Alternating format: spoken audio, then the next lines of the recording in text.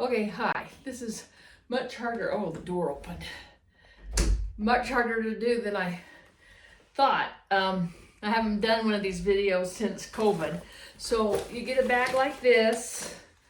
This leash will be on him. He will come in probably this bag. It's the one I use most often. If I remember, and if I don't, remind me. I'll have this as a little potty thing. If he has an accident, you can clean it up easy, and it will be in the inside of this.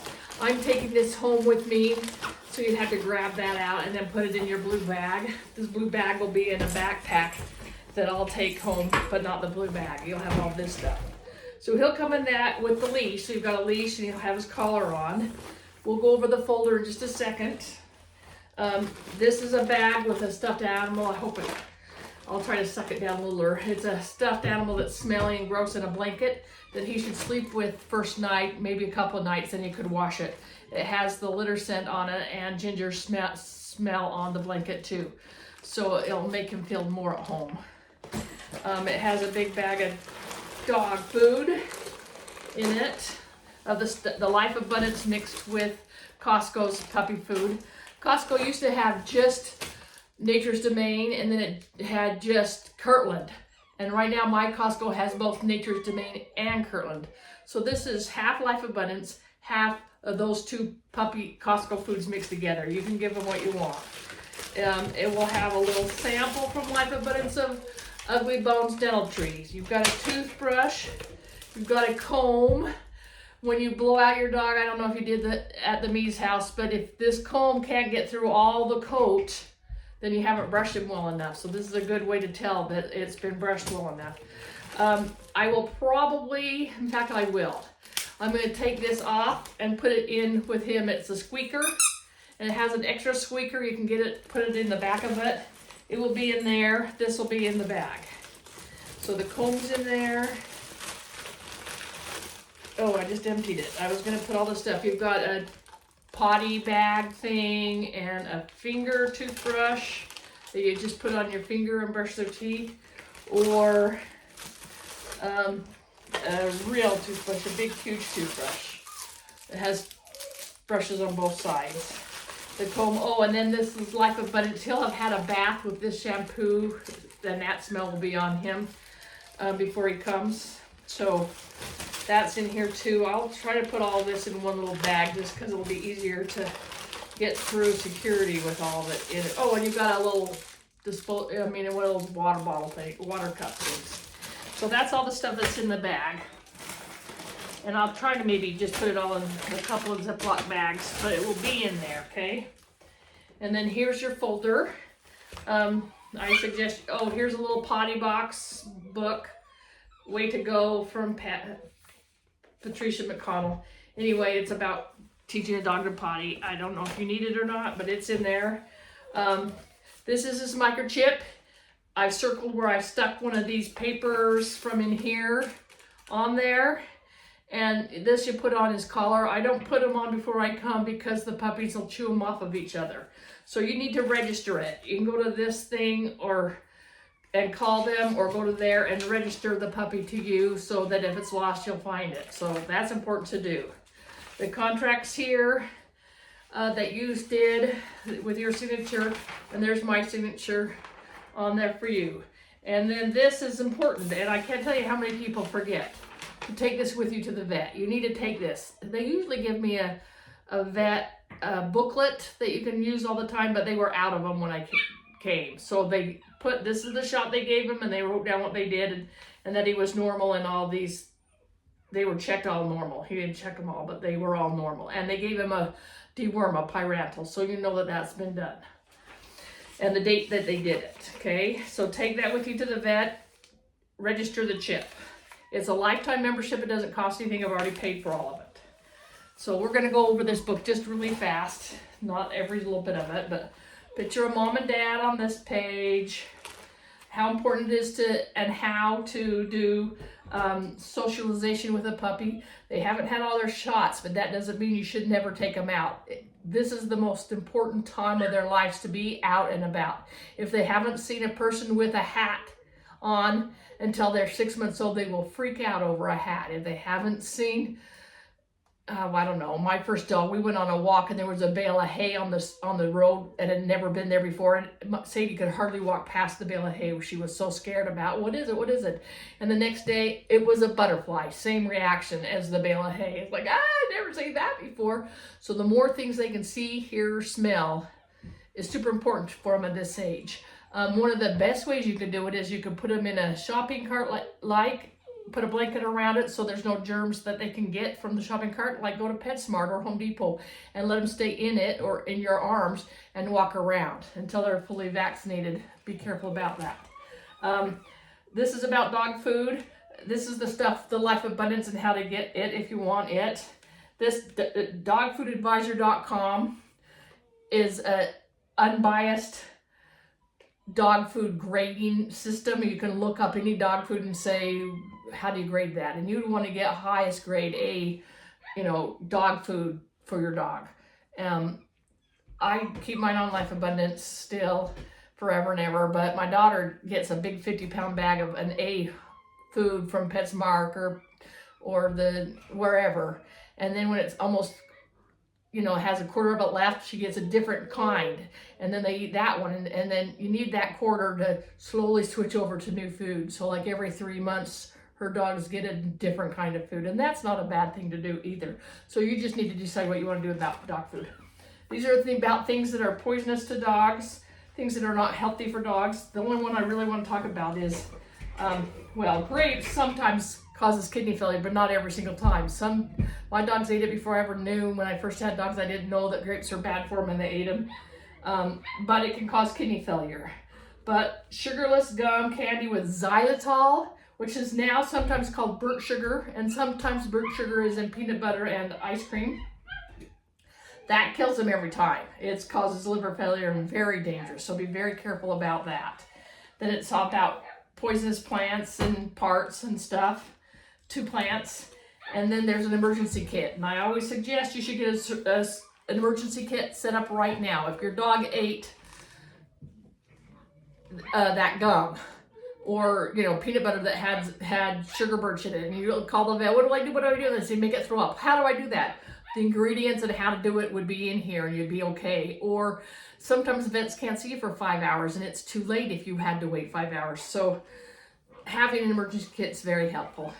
We have foxtails here. It's the little stickers that get in your socks when you're hiking. They can go into a body of a dog and keep going, and vets have found them in brains and in spines, and usually they're in paws or ears, and it just digs, and pretty soon they're licking and you see a hole, and like, what's that hole? And then the vet will take scissors and reach in this far and pull out a foxtail. One of my dogs 2 years ago got one in his eyelid right next to his eye, and I had to go on a Sunday and to an ophthalmologist and have him remove it, and $600 later. They're pretty dangerous, so be careful about foxtails. If they're in your neighborhood or around, watch out for them, and then just pull them out. Dirty mouth is the #1 cause of heart disease in dogs and people too. Anyway, so that's why you have 2 toothbrushes, keep them clean. There's also drops you can put in water and chewables that they can eat, or bones that they can chew on that will help with teeth decay. So pay attention to that. This is my ideas of how to teach your puppy not to potty in the house. Give them and this explains it. You can read it. It talks about just giving them a little area at a time and slowly add it, and then just know when to have them go. Here's potty training plus another book. This is a simple schedule that's pretty, it's a lot, but you can figure it out. This is grooming, how the ALA likes dogs groomed. Here's another one of grooming. I personally like the short hair, short ears. This has long ears. You can take this to the vet and say, make it look like this, or however you like. It's nice to have a picture of it or how to do it. I bought a tool called Furme, F-U-R-M-E, that you can groom them yourself. Saves you an enormous amount of money, and it's not hard to do. And if you got it, I could explain how you clean it and how you take care of it and how you do it. And it is a time saver and a money saver. than taking them to the groomers. But it's also, well, it is time. It's not as bad as the old grooming. It would take me 2 hours to do my dog, and now I can do it in half an hour, 45 minutes. So my 40-pound dogs. So there it is. This is about the ALAA. You can read about it later, and how important it is to walk your dog. Seems like I'm missing a page. This is some paraphernalia. I love this one. My dogs have it. If you get one of these wash and zip, you get a discount with my name on it. If you get it for your puppy, they have one that looks just like it. That's like a duvet cover, which covers up the zipper. I went to a round table and saw this, and I thought my dogs would eat that zipper out in 2 minutes because it zips up in some blanket, but it folds up and it's a nice, comfortable pad. And then you can unzip it and throw it in the washing machine. But without the duvet, they'd eat the zipper. In fact, I have one that's the zipper's been eaten out of, and I have a duvet on another one. So I don't know if that's how you say the word, but anyway, it's the cover that hides the zipper. So I get one of those for puppies. That's a pretty good thing. This new Vet Labs vitamins things for dogs. My daughter loves these. She has 3 of my dogs and loves this stuff and thinks her dogs are much better on it. I don't love the company only because they really wanted to push me into saying people had to be on it, or I wouldn't, use my warranty, wouldn't be covered. And it's like, nope, you can't do that to me. So I didn't do it. So anyway, Trupanion is a life insurance pet insurance for health stuff. This page right here, that's my promo code and my information on it. And you call within, right now you get a month for free. This is well worth it, especially traveling. They could have gotten sick. New house, new place, sneak out. Anything could happen. This is smart to get. You don't have to pay anything for the first month. And then if you decide you don't want it or you found a different place, at least that first month is good. And this is all their paraphernalia about spring tips and what they cover and how much, all that stuff. Get it. It's just super smart to get it. You don't know what's going to happen to your dog. So I always say get at least the month. And you can look, unless you've already got pet insurance from somewhere else. They will cover things for the life of the dog. I don't need to go on. That's the folder. So all of this will be in the bag.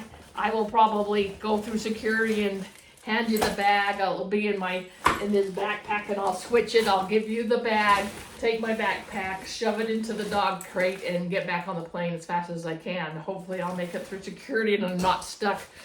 I'm not taking change of clothes or toothbrush or anything like that. So I'm hoping I don't have a problem about getting home. If you have any questions, call me. If you have any, want to know anything, feel free. I'm feeding them about 1.5 to 2 cups a day. He doesn't eat as much as the bigger dogs. He's not quite as big as, well, there's 2 that are bigger than him, but and then there's like 3 that are all about the same size, and then Lily's smaller. But that's counting treats for going in the crate. Every time they go in the crate, I throw in some food with them. Every time, all that training is done with the same puppy food that I feed them for meals.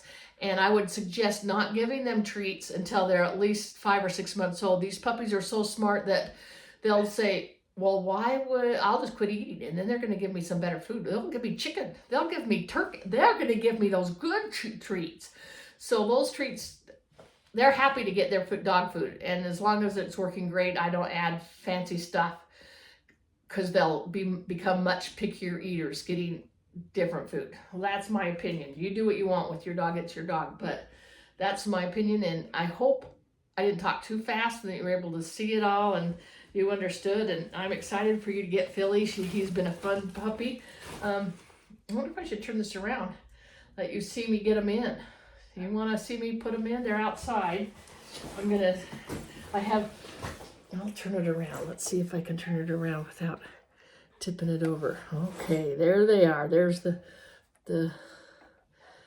there's 3 crates right there. I don't know if you can tell.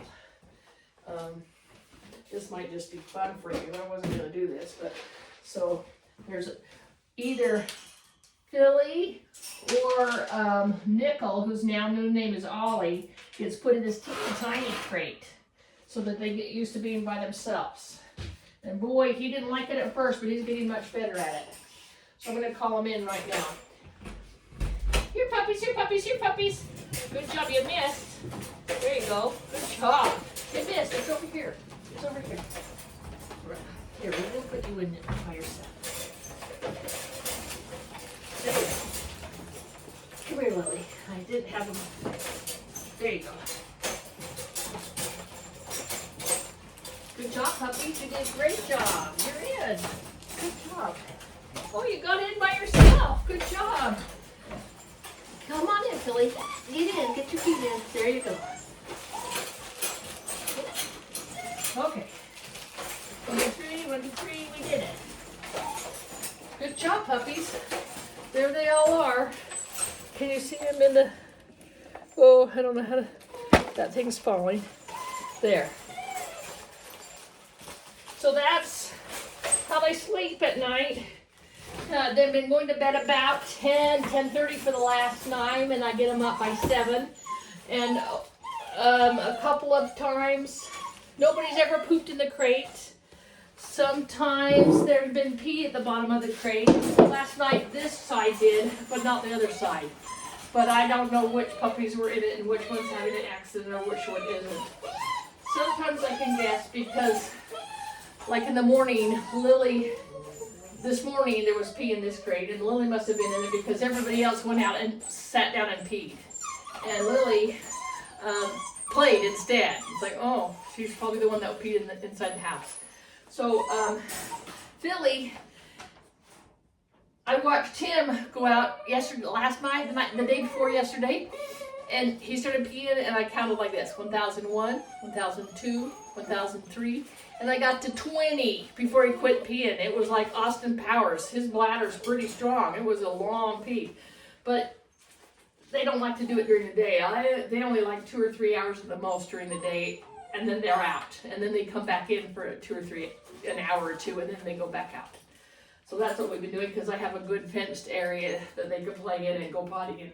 They're doing a great job at going potty on the lawn. So pretty impressed with them. They're a great little litter, and see you on Monday. Okay, I'm turning it off.